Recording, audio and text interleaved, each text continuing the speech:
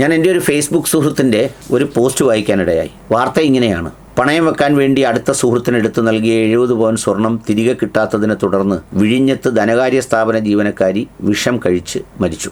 വെങ്ങാനൂർ വെണ്ണിയൂർ ജയാഭവനിൽ വിഷ്ണുവിൻ്റെ ഭാര്യ അഞ്ജു, വയസ്സ് വെറും 28, ശനിയാഴ്ച ഉച്ചയോടെ മരണത്തിന് കീഴടങ്ങിയത്. ഒപ്പം വിഷം കഴിച്ച മറ്റൊരു സുഹൃത്ത് ഗുരുതരാവസ്ഥയിലാണ്.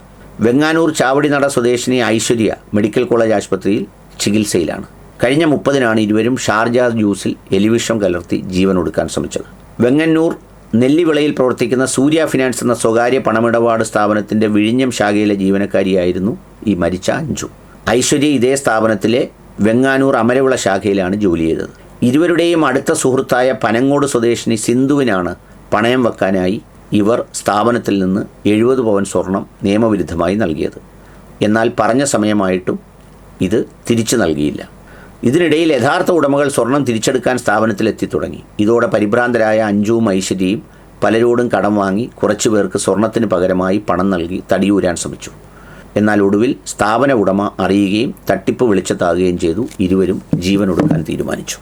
ജീവനൊടുക്കേണ്ട, ഒടുക്കാൻ പാടില്ല, ആത്മഹത്യ ശരിയല്ല, അങ്ങനെ വന്നാൽ നിങ്ങൾ കൗൺസിലിങ്ങിന് വിധേയമാവണം എന്നൊക്കെ പറയണം ഇതിൻ്റെ അടിക്ക്. അതൊക്കെ ഞാൻ ഇതിനകത്ത് പറഞ്ഞെന്ന് കൂട്ടിക്കോ. നിങ്ങൾ പറഞ്ഞത് ഇവിടെ ഞാൻ പറയേണ്ടി വരുന്നത് എന്താണെന്നറിയുമോ? ഈ സമാനമായ ഒരുപാട് ദുരന്തങ്ങൾ നേരിടുന്ന ഒരുപാട് മനുഷ്യരുണ്ട്. ഇങ്ങനെ ജീവിതം ഒടുക്കേണ്ടി വന്ന ഒരുപാട് ആളുകളുണ്ട്.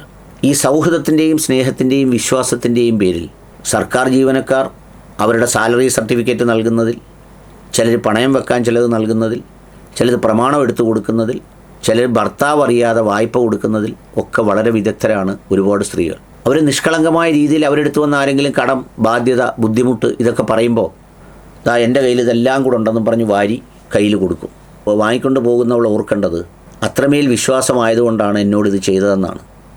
പക്ഷെ പിന്നീട് കുടുക്കിൽപ്പെട്ട ഒരുപാട് ആളുകളുണ്ട്. ഇപ്പോൾ ഇന്ന് നാട്ടിൽ ആരോടെങ്കിലും ആർക്കെങ്കിലും ഭാര്യയും ഭർത്താവും തമ്മിൽ, അല്ലെങ്കിൽ ആങ്ങളെയും പെങ്ങളും തമ്മിൽ എന്നൊക്കെ ഉള്ളതല്ലാതെ അവർക്ക് പോലും സാധ്യമാണോ എന്ന് അറിഞ്ഞുകൂടാ, സാലറി സർട്ടിഫിക്കറ്റ് ചോദിക്കാൻ പറ്റില്ല. പണ്ട് വ്യാപകമായി ഇതെല്ലാവരും എല്ലാവർക്കും കൊടുത്തിരുന്നു. ഞാനൊക്കെ സ്കൂളിൽ പഠിക്കുന്ന സമയത്ത് എൻ്റെ കൊച്ചാപ്പ അധ്യാപകനായിരുന്നു, മരണപ്പെട്ടു പോയി, യൂസുഫ് സാറ്, പടച്ചോൻ പുറത്തു കൊടുക്കട്ടെ. ആ കാലഘട്ടത്തിൽ അവർക്കൊക്കെ ഇടയിൽ പലപ്പോഴും ഇത് അങ്ങോട്ടും ഇങ്ങോട്ടും വായ്പ എടുക്കാൻ കൊടുക്കുന്നു, വാങ്ങിക്കുന്നു, ഇനി എനിക്ക് കൊടുക്കാനില്ല എന്നൊക്കെ പറഞ്ഞ് അങ്ങോട്ടും ഇങ്ങോട്ടും ഒക്കെ വളരെ സ്നേഹമുണ്ട്. അതിൻ്റെ വിശ്വാസ്യതയിൽ അതങ്ങ് കടന്നുപോയി. പക്ഷേ ഇപ്പോഴത്തെ സ്ഥിതി എന്താ? ഇത് വാങ്ങുക, അവനവൻ്റെ കാര്യം നടത്തുക, എന്നിട്ട് ചതിക്കുക. അതുകൊണ്ട് ഇപ്പോൾ ഒരാൾക്കൊരാളിനോടൊരു സാലറി സർട്ടിഫിക്കറ്റ് ചോദിക്കാൻ ഒക്കില്ല. ഇപ്പോൾ ഒന്ന് നോക്കൂ, അവർ ജോലി ചെയ്ത ശാഖയിൽ നിന്ന് കൂട്ടുകാരിക്ക് ആവശ്യം വന്നപ്പോൾ ആരൊക്കെയോ പണയം വെച്ചത് എടുത്ത് അവർക്ക് കൊടുത്തു അവരുടെ ആവശ്യം നടത്താൻ. അത് പണയം വെച്ച് അവരെ കാര്യം നടത്തിയിട്ട് തിരിച്ചു കൊടുത്തില്ല. ഇവർ വരുമ്പോൾ സ്വർണ്ണം ഇല്ലെങ്കിൽ എന്തു ചെയ്യും? ജോലിയും പോവും, ജയിലിലും ആവും. ആ അപമാനം ഭയന്ന് എന്തു ചെയ്തു? ജീവൻ ഒടുക്കി. എത്ര വയസ്സ് വരെ ജീവിച്ചു? 28 വയസ്സ് വരെ. പൊടിക്കുഞ്ഞ് എന്തെങ്കിലും ഉണ്ടാവുമായിരിക്കും, എനിക്കറിയില്ല. ഒന്ന് ആലോചിച്ച് നോക്കൂ. അത് അമ്മയെ കാണുന്നില്ല. ഇനി വളരുമ്പോൾ അമ്മ ഇങ്ങനെ അന്ന് ആത്മഹത്യ ചെയ്ത ഒരു സ്ത്രീയായി അതിൻ്റെ ചിത്രമായി മാത്രം അവശേഷിക്കും. എത്ര മോശമാണത്! എങ്ങനെ ആളുകളെ വിശ്വസിക്കും? പണ്ടത്തെ കാലത്ത് ഗൾഫിലൊക്കെ പോകുമ്പോൾ ഞാൻ പലരും പറഞ്ഞ് കേട്ടിട്ടുണ്ട്, അക്ഷരമറിയാത്തവർക്ക് അറിയാവുന്നവർക്ക് കത്തെഴുതി കൊടുക്കുമായിരുന്നു. ഭാര്യയ്ക്കാണ് എഴുതുന്നത്. എല്ലാ കാര്യങ്ങളും പറഞ്ഞിട്ട് അവസാനം 1000 ചക്കര ഉമ്മ എന്നാണ് എഴുതുന്നത്. അത് എഴുതി കവറിലിട്ട് കൊടുക്കുമ്പോൾ എഴുതുന്നവനൊന്നും തോന്നത്തില്ല, അവൻ്റെ ഭാര്യയ്ക്ക് അവൻ എഴുതി കൊടുത്താന്ന് പറയും. ഇന്നെങ്ങനെയാണ് സ്ഥിതി? ഒന്ന് ആലോചിച്ച് നോക്കൂ. എത്ര വല്ലാത്തൊരവസ്ഥയാണ്. നമ്മളെ വിശ്വസിച്ചൊരു കാര്യം ചെയ്യുമ്പോൾ, ഇത് ഒരാളുടെ രണ്ടാളുടെ ഒന്നുമല്ല, ഇഷ്ടംപോലെ ആളുകൾ ഇതുപോലെ പ്രമാണം കൊടുത്ത് സുഹൃത്തിനെ സഹായിച്ച് അവസാനം ഈവൻ പ്രതിസന്ധിയിലായി കഷ്ടപ്പാടിലേക്ക് കൂപ്പ് കുത്തുമ്പോഴേക്ക് ഒരു രക്ഷയില്ല. രക്ഷപ്പെട്ടാൽ പോലും ചിലപ്പോൾ എന്നാ നീ ഒന്ന് വാങ്ങിക്കെന്ന് പറയും. എന്തായിത്തീരും? അതിനൊരു ഉദാഹരണമായത് പറഞ്ഞത്. അതിന് പരിഹാരം എന്തുവാ?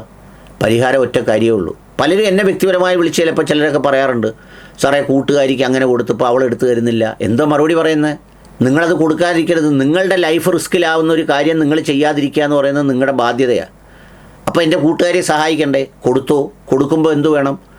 നഷ്ടപ്പെട്ടു പോകും എന്നൊരു വിശ്വാസം കൂടി, ഒരു 25% വിശ്വാസത്തിൽ വേണം കൊടുക്കാൻ. അപ്പം നിങ്ങൾക്ക് ആത്മഹത്യ ചെയ്യില്ല, നിങ്ങളതിന് പരിഹാരം കാണും. അല്ലെങ്കിൽ അങ്ങനെ നഷ്ടപ്പെടുമെന്ന് ഉറപ്പുള്ളത് നിങ്ങളെടുത്ത് കൊടുക്കില്ല. ഇതൊരു പാഠമായിരിക്കണം ഒരുപാട് പേർക്ക്. അതുകൊണ്ടാണ് ഇത് വീണ്ടും ആർച്ച. ഉള്ളവർ കൊടുക്കട്ടെ, കൊടുക്കണ്ടെന്നൊന്നും ഞാൻ പറയില്ല. പക്ഷേ കൊടുക്കുമ്പോൾ ഈ റിസ്ക് അറിഞ്ഞു കൊടുക്കണം.